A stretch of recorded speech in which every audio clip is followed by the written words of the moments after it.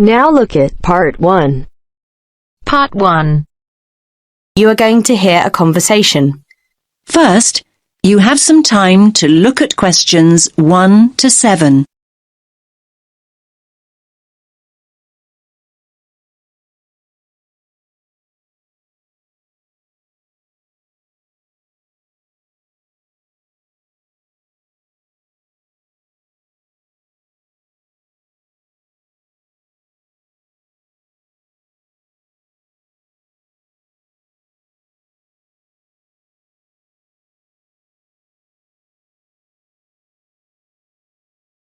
Listen carefully to the first part of the conversation and answer questions 1 to 7. Rita speaking. What should I do for you? Oh, hi. I'd like to order some stationery. Could I know your name? Jackson Paris. Right. Can I just confirm your account number and the name of your company, Jackson? Sure. The number is 692411. 692411. Right. And you're from Rainbow Computer? No, the company is Rainbow Communications. Oh, OK. I'll just fix that on the system. Communications. And what would you like to order, Jackson? Envelopes. We need a box of A4, that is, normal size envelopes. White, yellow or manila? We'll have the plain white, please, but the ones with the little windows. OK, one box. A4, white. Just one box, was it? On second thoughts, make those 2 boxes. We go through heaps of envelopes. As a matter of interest, are they made from recycled paper? No, you can't get white recycled paper. The recycled ones are grey, and they're more expensive, actually. Right, we'll stick to white then. Something else, Jackson? Yes, we need some coloured photocopy paper. What colours do you have? We've got purple, light blue, blue, light green, whatever you want pretty much. There are 500 sheets on the pack. Let me see. We're going to need a lot of blue paper for our new price lists. So can you give us 10 packs, please? Make sure it's the light blue, though. 10 packs of the light blue. Anything else that we can help you with?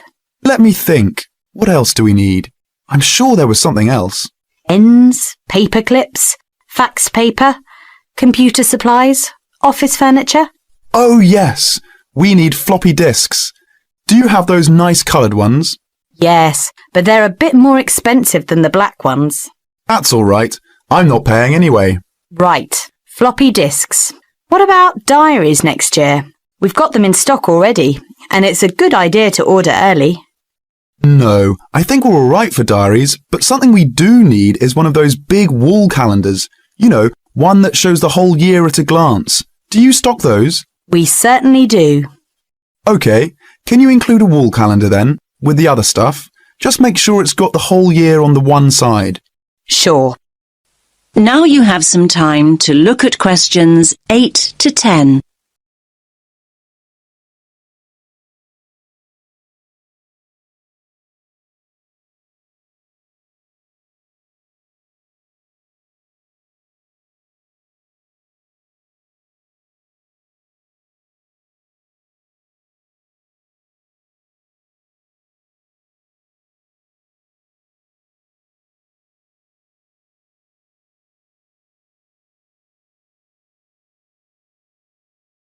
Now listen to the next part of the conversation and answer questions 8 to 10.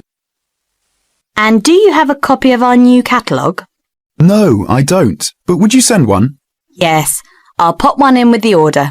You'll find it a lot easier to remember what you need if you have our catalogue in front of you next time. Yes, good idea. And when can you deliver this?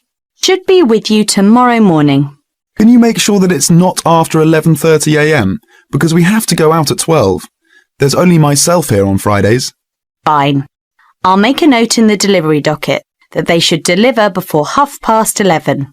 Thanks very much. Thanks. That is the end of Part 1. You now have half a minute to check your answers.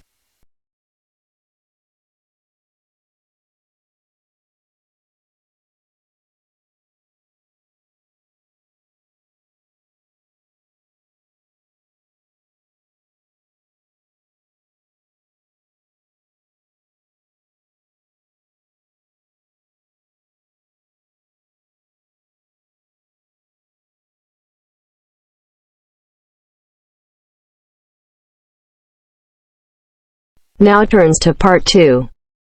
Part 2. You will hear part of a radio program in which the manager of the Apollo Leisure Centre is interviewed about the centre. First, you have some time to look at questions 11 to 16.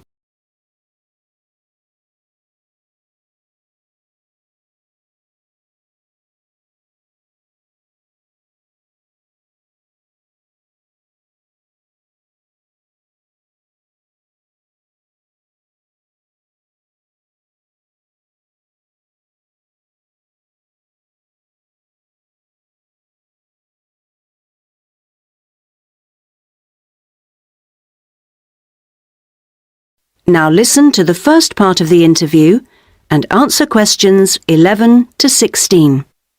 Next, I'd like to welcome Carol Brown, manager of the Apollo Leisure Centre. Carol, welcome. Thank you. Now, Carol, the Apollo seems a familiar sight, but how long has it actually been here? Well, we started negotiations to take over the previous Active Life Centre that used to occupy the premises in 2000 and planned to open in 2001, although the usual delays meant it was 2002 before we were up and running. And do you have quite a mix of members, or are you focused on certain groups? It's pretty broad, actually. There are something like 200 adult members, so that's our biggest group, but we also have as many as 100 youth members, together with about 50 family group members. And I think we'll see that section growing to 100 over the next couple of years. Healthy numbers. Yes, and we'll be developing the centre to make it even more attractive. We're hoping eventually to build in a rock climbing wall, which would make a useful addition. We've already opened our swimming pool, which is hugely popular, and we'll have a massage room open within 12 months. Now, I understand you have different categories of membership? Yes, to suit every pocket. Blue membership includes all facilities for the member and a guest at all times, which is good for people with unpredictable timetables. If you can make it during daytime hours, red membership gives you excellent returns for your fee. As for only half price, you can use all the facilities during the day, and they're actually less crowded then. Green membership is designed for people who are only able to come infrequently, and so, of course, costs less. And there are chances to socialise? Oh, certainly. Our cafe is very popular and is a nice place to wind down and chat after working out or whatever. In fact, while it used to shut at 8, we've extended that to 9 now, with last orders taken at 8:30. It serves a whole range of food and drink. So if someone wants to join, what do they do? Come and see us. We'll give you all the details.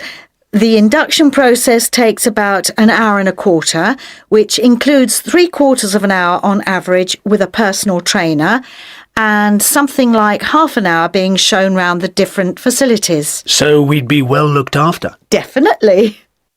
Now you have some time to look at questions 17 to 20.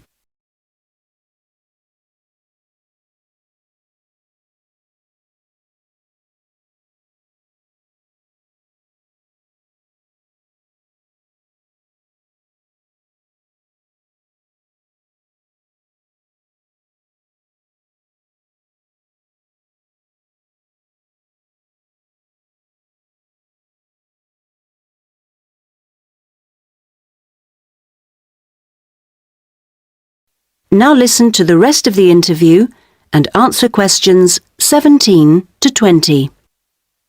OK, now, Carol, can you give us some idea of what we could expect to get as members of Apollo? Sure. Well, let's take next Monday as an example. The early evening would begin with the programme of classes. Of course, members would also be at liberty to do their own thing. I'm just talking about the listed classes that we'll be offering. So let's say you're free to turn up at 4 p.m. You could spend an hour in a class that we call gentle exercise.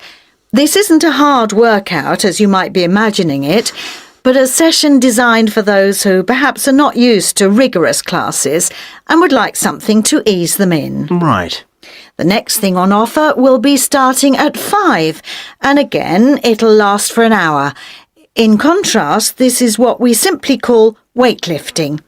It's certainly not for softies, but this strenuous session is of course carefully monitored, and we wouldn't let anyone do anything silly. Oh, well, that's reassuring. And then, kicking off at 6:15, you'll be welcome at a class aimed at promoting better lifestyles, which we run under the banner of healthy living. We'll give you all sorts of useful advice about just living better. Oh, sounds easier than working out. And probably at least as important. And rounds the evening off nicely. Oh no, we still have one more offering. Oh. These days, so many people are working, frankly, more than they should be. And we try to combat the stress that creates by encouraging those who can to take part in the class we call relaxation. You can learn lots of helpful techniques for staying calm when you think everything's going terribly. Now you're talking. So we'll see you on Monday. Now. That is the end of part 2. You now have half a minute to check your answers.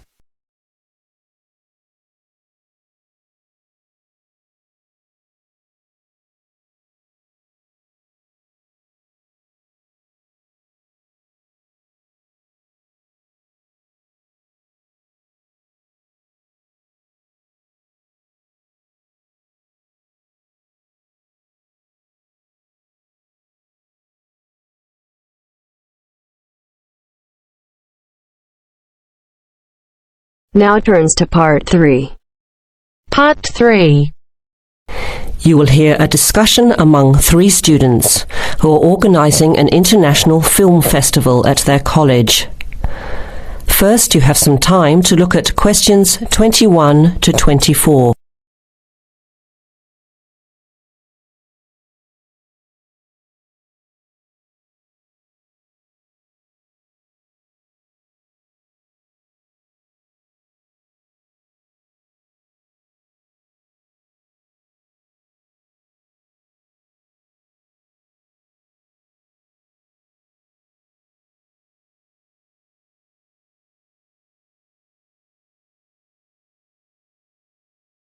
Now listen carefully to the first part of the discussion and answer questions 21 to 24. Thanks for coming to this meeting on such short notice, Anna and Veronica. It looks like we have just become the organising committee for this year's International Film Festival. We've all just met, so perhaps we should start by an introduction with a bit of background from each of us. Okay, I'm Anna. I finished 3 years of a languages degree in Sweden, where I come from. This year I decided to study overseas to get to know a different part of the world. I'm also a big fan of European cinema, especially French and Italian. Those are the languages I majored in along with English. To me, film is a great way to learn about the rest of the world. I was in the film club at my university, so when I saw the notice asking for volunteers, I thought it would be a good way to meet people and get involved in something I really enjoy. Thanks, Anna. My name is Veronica and I come from Italy. I'm doing graduate studies in English literature. I went to some of the films in the festival last year and enjoyed them. I especially liked the video interviews. That was when I decided to get involved. I used to do film reviews for our student newspaper back home. Hi, I'm Chris from Scotland and I'm in 4th year journalism. Cinema is my hobby. Last year I joined the organising committee just like you have now, and somehow this year I've ended up in charge. I'm actually able to use my coordinating work on the festival towards a credit for one of my courses. I have to write up a report on the festival with recommendations, so that's an extra motivation for me. So I hope this is going to be a good experience for us all. Okay, where would you like to start? How about a general overview of the festival? I don't really know much about it.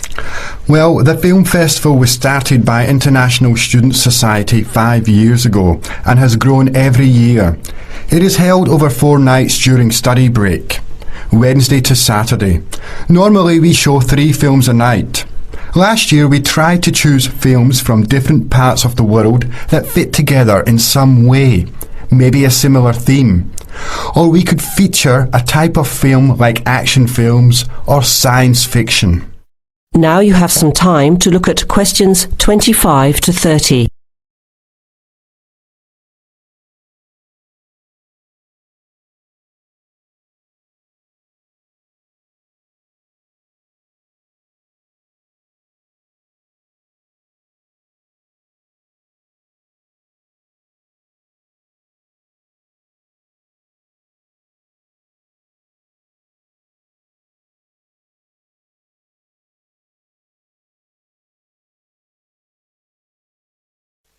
Now listen to the rest of the discussion and answer questions 25 to 30. Who picks the films? It's up to us on the committee to decide. You mean we get to pick all the films ourselves? What a hard decision! There are so many to choose from. Well, that's the fun part. We have this catalogue of independent distributors. The films are listed by language and have a short summary. We just have to go through it to find a good combination of films that will attract an audience. Veronica mentioned something about interviews. How does that fit in? We set up cameras in the foyer of the theatre and did live interviews before, during intermission and after the screening. Anyone from the audience could come up and talk about the film. The Broadcasting and Journalism School set it up and ran the interviews. They were shown on big screens around the lobby and in the theatre. It went over really well. We had a long lineup of students waiting to be interviewed on TV. Everybody wanted their minute of fame. Great idea. Yeah, it worked really well. We should certainly do something similar again. Maybe even develop the idea further, like a website with audience reviews and discussion, so we can get as much participation and involvement as possible. Hey, that's a good idea. Can I ask a question? None of the films are in English, right? Are they dubbed or subtitled? Well, we do occasionally choose a film in English, but only from unusual places where the dialect is so strong they sometimes need subtitles, like the Caribbean or even Scotland. The majority of films in the festival are foreign language, dubbed in English. We've learned from experience that students don't like reading subtitles. Maybe they read too much already. Whatever the reason, the subtitled films get smaller audiences, so we avoid them as much as possible. So how large an audience can we expect, and how much does it cost to get in? It costs $5 per film, or a $20 pass for the whole event. All 12 films for the real movie fan. We would have broken even last year, except for a bad storm on the Friday night. We almost had to cancel the whole thing. But overall, we had a good turnout, more than 2,000 people in 4 days. Oh, that's what I was wondering about, the financial part. Where does the funding come from? What kind of budget do we have? The festival is subsidised by the Student Council. We generate money through advertising and through admission charges. We'll go over the budget in details a little later, but we've got lots of work to do in the meantime. I guess we have to start pretty soon. Well, I think by the 1st of March at the latest. We need to select all the films. Then we have to find some advertisers to sponsor the event. That shouldn't be too hard. We'll just start with last year's list. Our deadline for that should be the middle of March. By the end of March, we need to design the programme. Then we can get posters made up and distributed in April. Like you said, we need some clever promotion, something to generate interest and get people talking. We have 4 months to get ready. It should be enough time. OK, where do we start? Let's start by talking about films, since that is the best part, and see what we come up with. What was the best film you saw last year? That is the end of part 3. You now have half a minute to check your answers.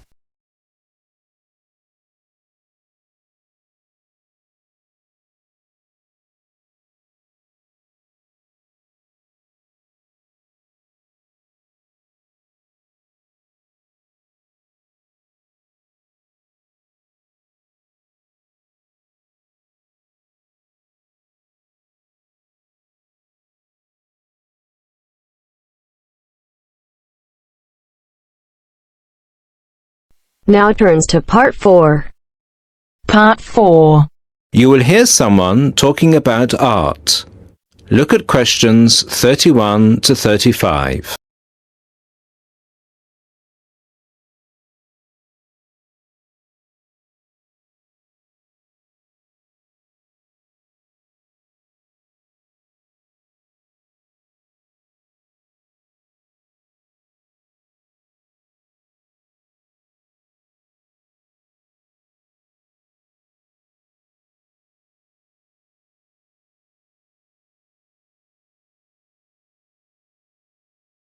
Listen to the first part and answer questions 31 to 35.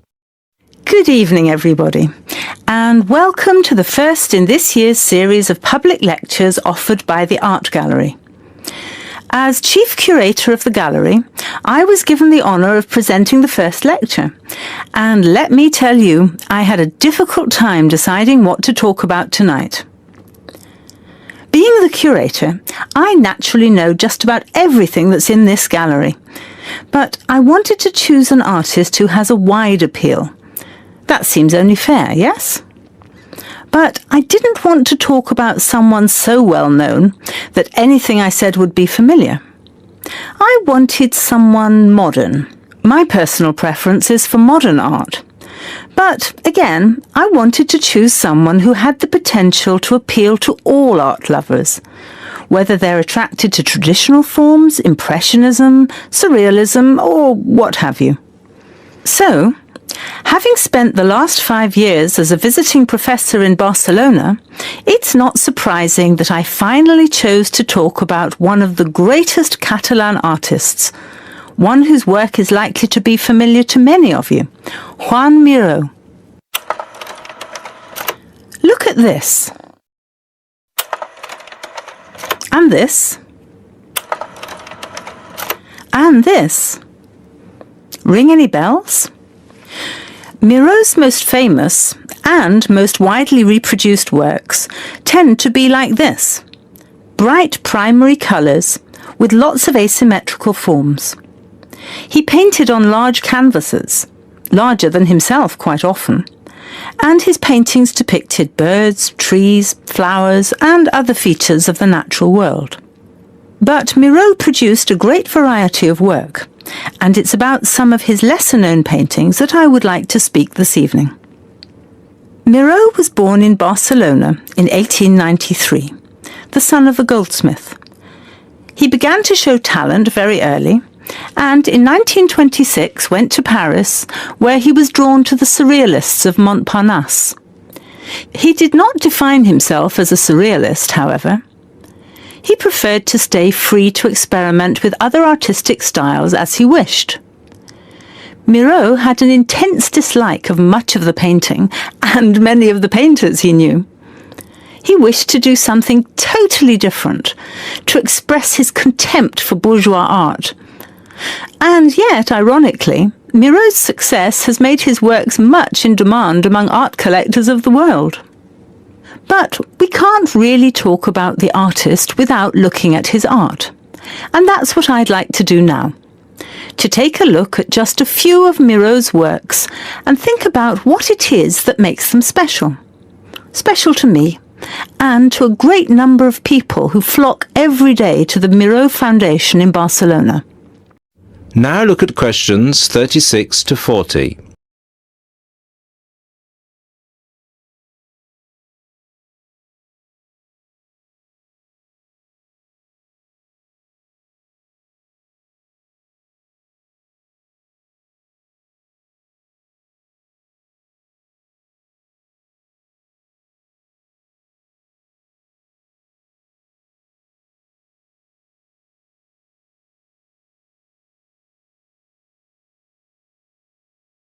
As the lecture continues, answer questions 36 to 40.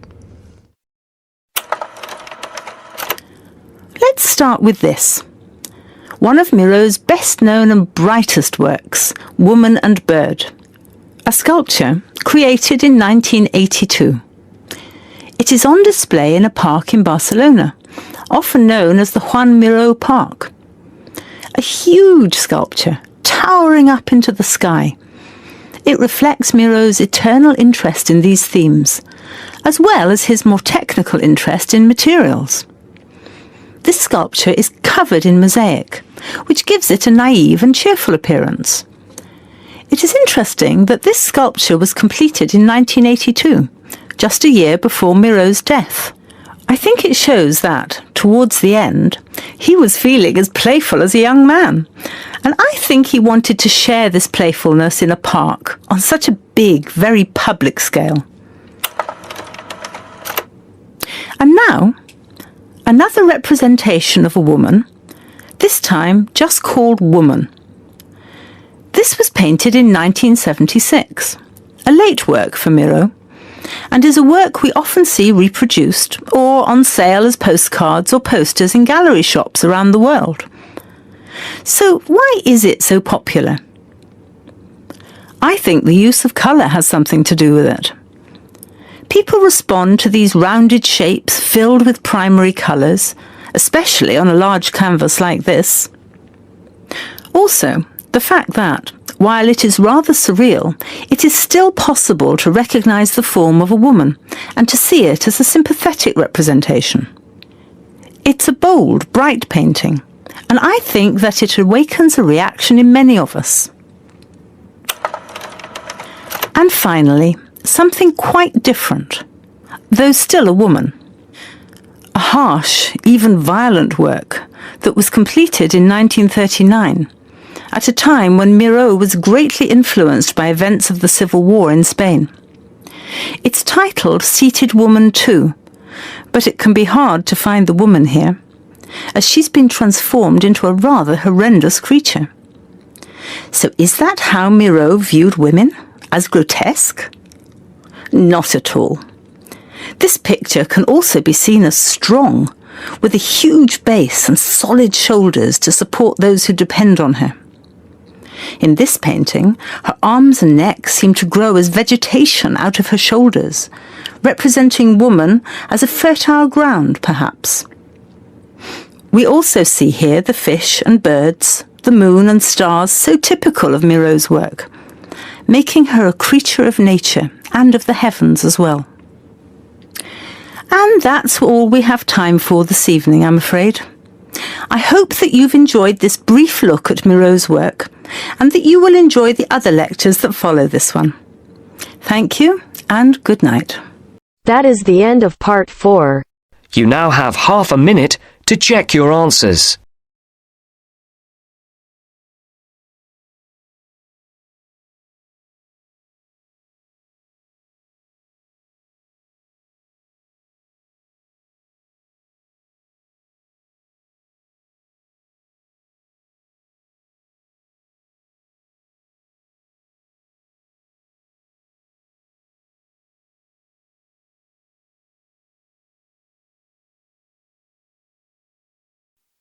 Give